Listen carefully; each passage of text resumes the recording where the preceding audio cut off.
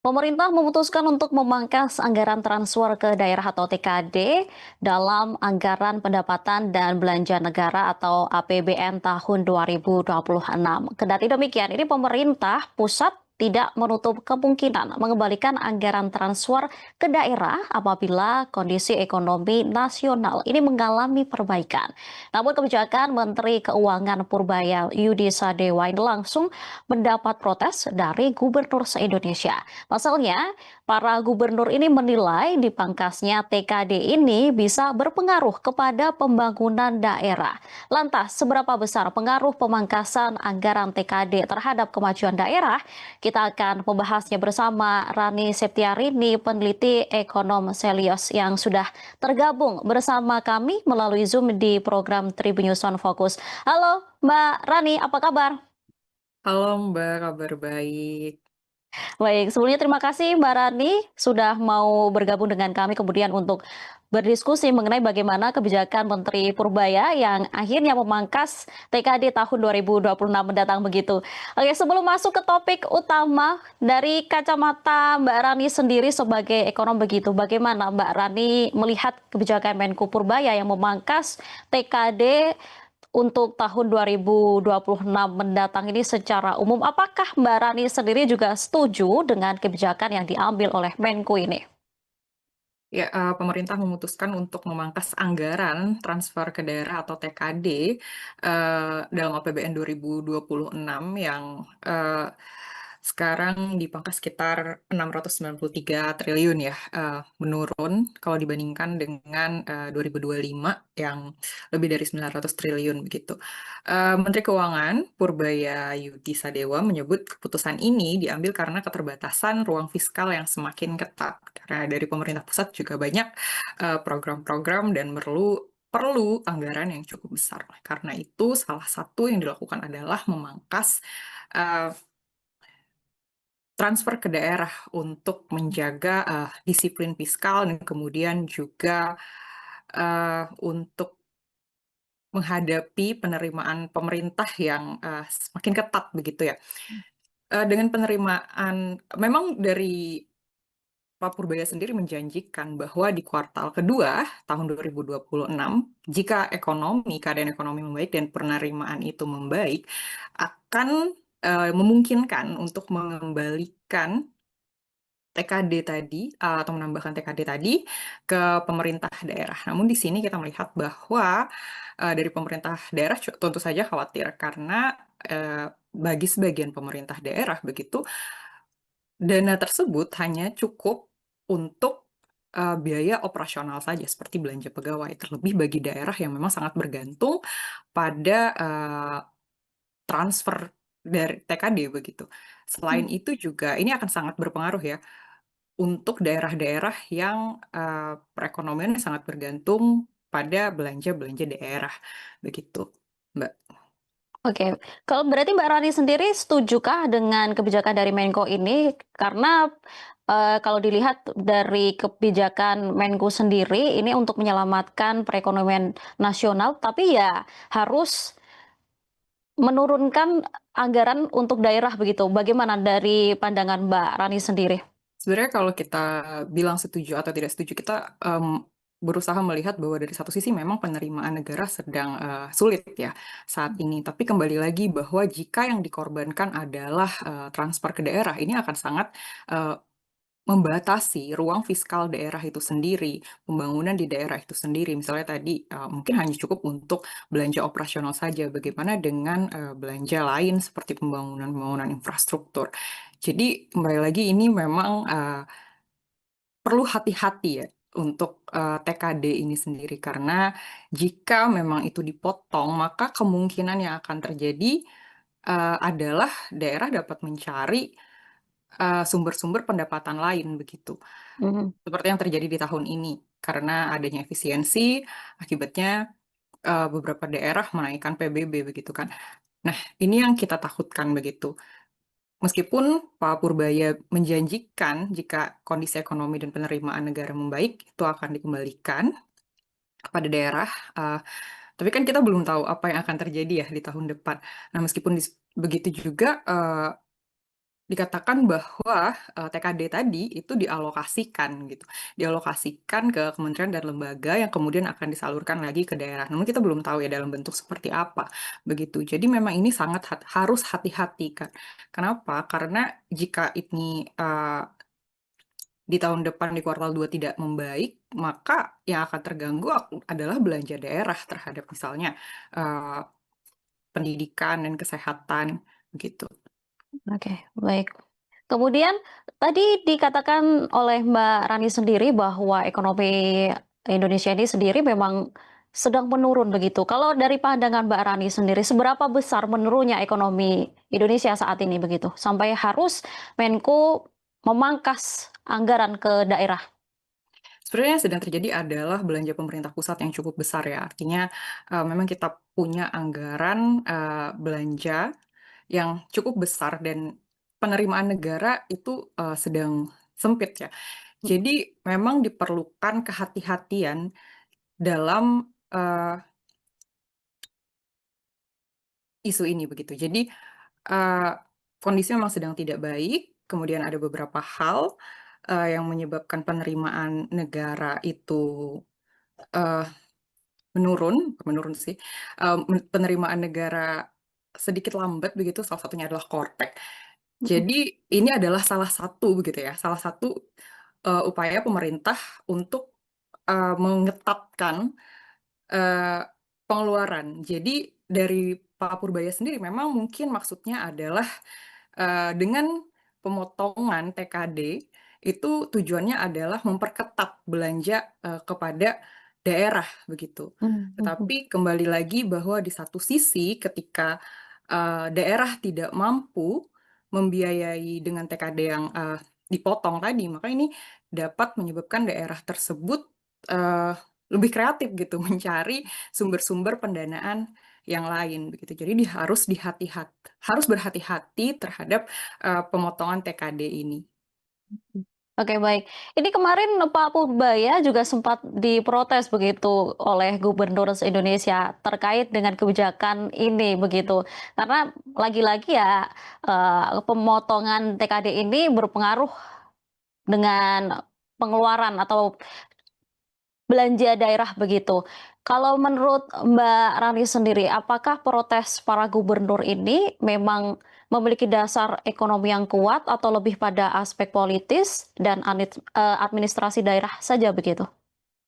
Ya untuk, pemotongan sendiri pasti, dari pemerintah daerah khawatir ya jika adanya pemotongan TKD, maka mereka tidak akan mampu membiayai beberapa, belanja, bahkan itu termasuk di antaranya belanja pegawai honorer begitu. Mhm, Jadi, memang pemerintah daerah punya alasan alasan untuk memprotes, transfer pemotongan TKD ini begitu. Jadi ini bukan bukan hanya tentang, politis begitu, tetapi juga memang kondisinya, semakin sempit begitu. Kondisi fiskal daerah akan semakin sempit dengan pemotongan TKD ini, gitu. mhm. Jika pemangkasan ini tetap dilakukan, Mbak, strategi apa yang paling realistis bagi pemerintah daerah untuk beradaptasi dan menjaga kinerja ekonomi lokalnya begitu? Ya, untuk menjaga tentu saja di awal Pak Purbaya bilang ya bahwa, dengan pemotongan TKD tersebut diharapkan pemerintah daerah lebih menjaga belanja daerahnya dan, melakukan, lebih menjaga belanja daerahnya. Selain itu, dari pemerintah daerah juga harus memperhatikan begitu yang dikatakan Pak Purbaya, mengenai kebocoran-kebocoran dari, kebocoran-kebocoran yang ada di daerah. Mhm, Itu sendiri begitu. Jadi, di sini mungkin beberapa hal yang bisa dilakukan pemerintah daerah gitu, tanpa menambah beban rakyat ya. Kalau PBB, peningkatan PBB itu kan bisa menambah beban rakyat. Akhirnya, mhm, peningkatan PBB kemudian juga pajak kendaraan bermotor tentu saja itu langsung menambah beban masyarakat begitu. Nah, mhm. beberapa di antaranya mungkin di sini adalah, menutup kebocoran pajak yang ada di daerah, kemudian juga meningkatkan retribusi daerah, misalnya dari parkir liar, kemudian juga mengoptimalkan, eee, pajak daerah dari SDA, termasuk pemanfaatan juga, DBH SDA untuk diversifikasi ekonomi. Kemudian juga pemerintah daerah juga bisa melakukan diversifikasi ekonomi, misalnya dengan mengembangkan ekonomi kreatif gitu. Kemudian juga perikanan berkelanjutan, kemudian juga pengolahan hasil pertanian. Kurang lebih seperti itu, Mbak.